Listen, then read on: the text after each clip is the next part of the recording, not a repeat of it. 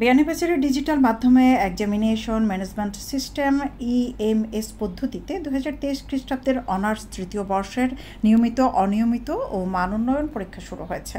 বৃহস্পতিবার দুপুর 1টা থেকে শুরু হয়। এই পরীক্ষা শেষ হয় বিকেল 5টায়। জাতীয় বিশ্ববিদ্যালয়ের অধিভুক্ত বিয়ানীবাজার সরকারি কলেজের অনার্স 7টি বিভাগের 409 জন শিক্ষার্থী এবারের পরীক্ষায় অংশগ্রহণ করেছেন। অনার্স পর্যায়ে উপজেলার একমাত্র পরীক্ষা কেন্দ্র বিয়ানীবাজার আদর্শ মহিলা কলেজে প্রথম দিনের পরীক্ষায় অংশ নেন 308 জন শিক্ষার্থী। হলমার্কযুক্ত খাঁটি সোনার নিশ্চয়তা দিচ্ছে সততা জুয়েলার্স। বিয়ের গহনা, চুড়ি, ব্রেসলেট, টিকলি, দুল, হাতের বেঙ্গল, আংটি, বিদেশি চেইন, টপ, ডায়মন্ড ও সোনার নাকফুল। বিশ্বস্ততাই আমাদের অহংকার। সততা জুয়েলার্স, আজির মার্কেট, প্রথম গলি, বিয়ানীবাজার, সিলেট।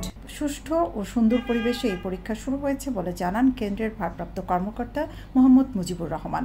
জাতীয় বিশ্ববিদ্যালয়ের অধীনে 2023 সালে অনার্স তৃতীয় বর্ষের পরীক্ষা অদ্য 24 এপ্রিল সারা বাংলাদেশে শুরু হয়েছে। এরই ধারাবাহিকতায় বিয়ানীবাজার সরকারি কলেজের 60টি বিষয়ের অনার্স থার্ড ইয়ারের 409 জন পরীক্ষার্থী বিয়ানীবাজার আদর্শ মহিলা কলেজ কেন্দ্রে পরীক্ষায় অংশগ্রহণ করবে। পরীক্ষায় আজকের পরীক্ষার্থীর সংখ্যা হচ্ছে 308 জন। আমি আশা করব পরীক্ষার সাথে সংশ্লিষ্ট সবাই পরীক্ষার বিধিবিধান মেনে চলবেন এবং শান্তিপূর্ণ পরিবেশে পরীক্ষা গ্রহণে সার্বিক সহায়তা করবেন। আমি শিক্ষার্থীদের সাফল্য কামনা করি এবং সকলের সহযোগিতায় আমরা অনার্স তৃতীয় বর্ষের পরীক্ষা ইনশাল্লাহ সমাপ্ত করতে পারব। এই পরীক্ষা যদি বিশ্ববিদ্যালয় সময়ের সূচির পরিবর্তন না করে তাহলে আমাদের কেন্দ্রে মে মাসের 21 তারিখে শেষ হবে।